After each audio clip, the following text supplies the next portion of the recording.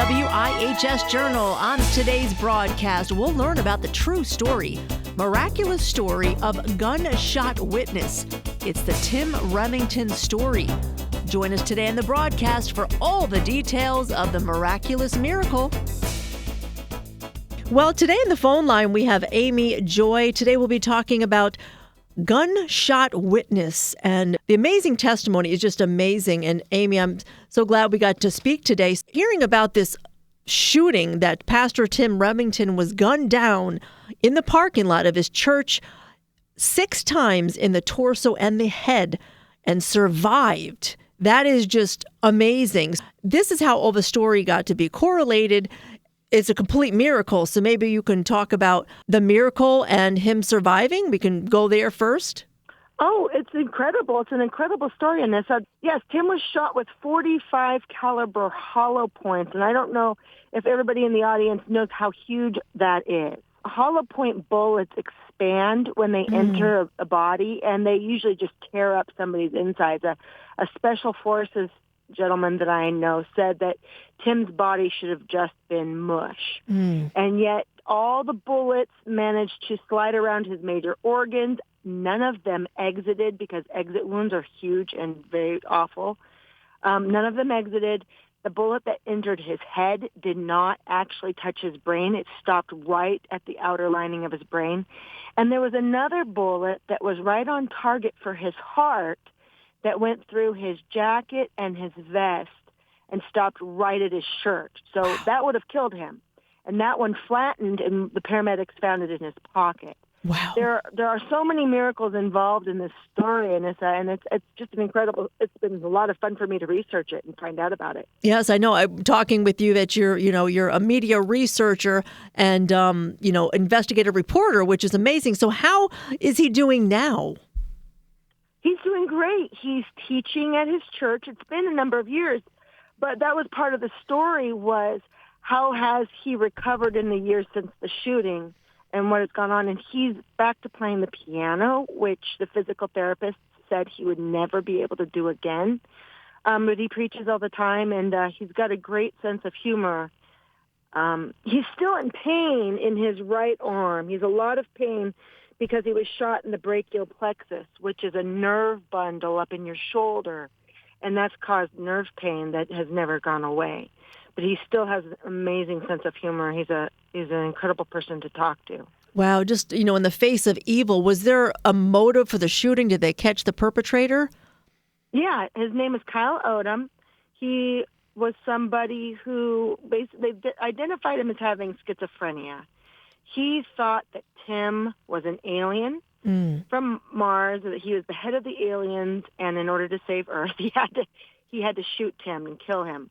So that's what Kyle went to do. And of course, Tim is not an alien, and God's protection is very evident. Wow. So did the local media bring attention to Tim's recovery?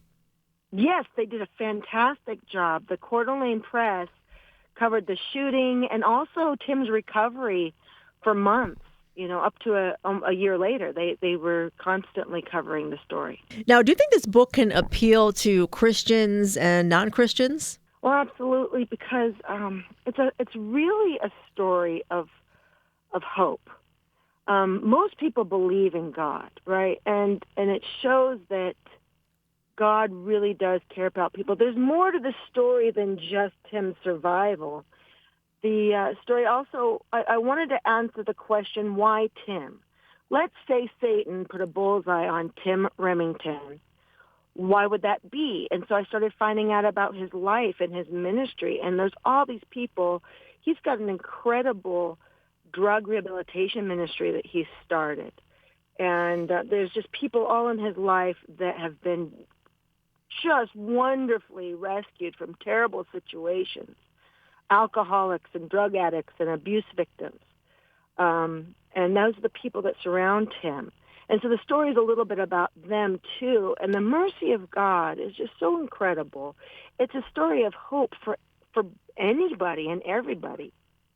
Yes. Well, if you're just tuning in right now, I'm speaking to Amy Joy. We're talking about the book, The Gunshot Witness. And Amy, how come Tim's story is so important to you? Well, to me, it's important because I want to know, me personally, I want to know that God is real and still working in this world today. There's so much stress out there. There's the situation in Israel and COVID and wars and famines and earthquakes. I want to know that God is really still working in human lives and that we can depend on him. And so this story is really encouraging to me personally because it shows the power of God still working in human lives. And that was something that I really enjoyed learning more about. Yeah, describing the bullets, because I don't really know much about that, but that is just so amazing how big they were and that God still kept them is what's amazing. Yeah. In fact, there was a point where one of the officers who came to the scene, one of the first responders, thought that Tim was like a pitcher who gotten poured out because the blood around him, there's so much blood. And when he went to the hospital, they had to give him 9 pints of blood, which is ridiculous. The adult human only has 10 to 13 pints of blood. And if you lose more than 40% of your blood, there's nothing in the veins to pump, right? So you just bleed out and you die.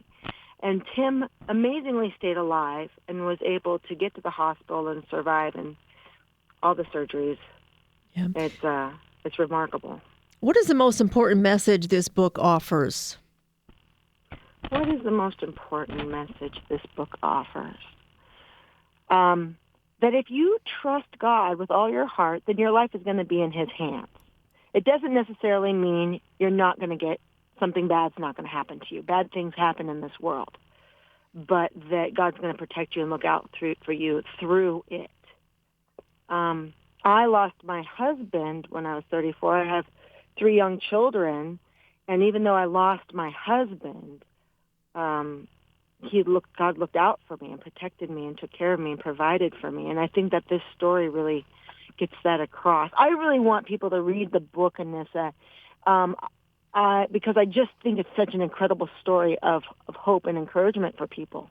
I can't imagine. So after the shooting, how much rehab was he in intensive care? Like, how long was his hospital stay?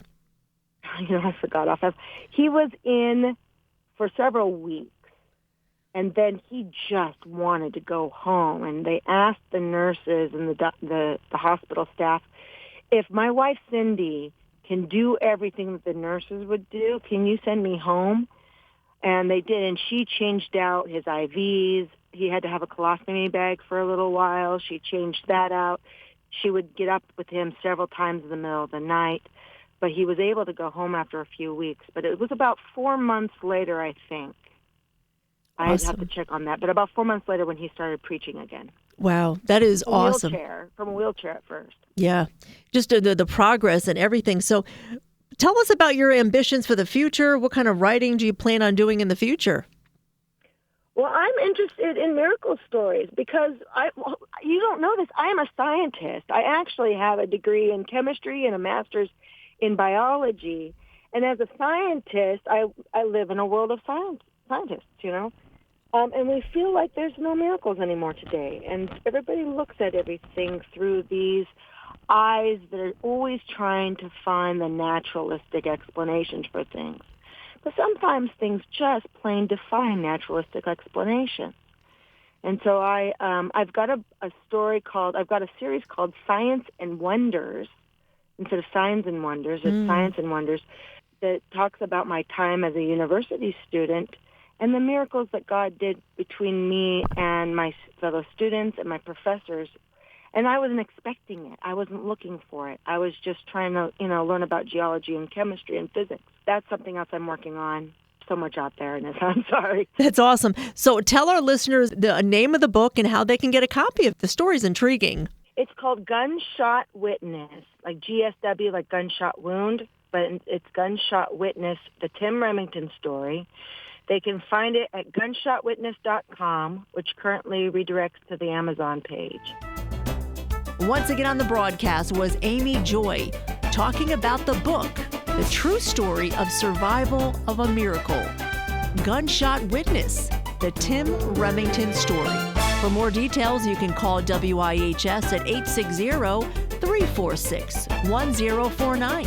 I'm Anissa Porticelli for News and Public Affairs.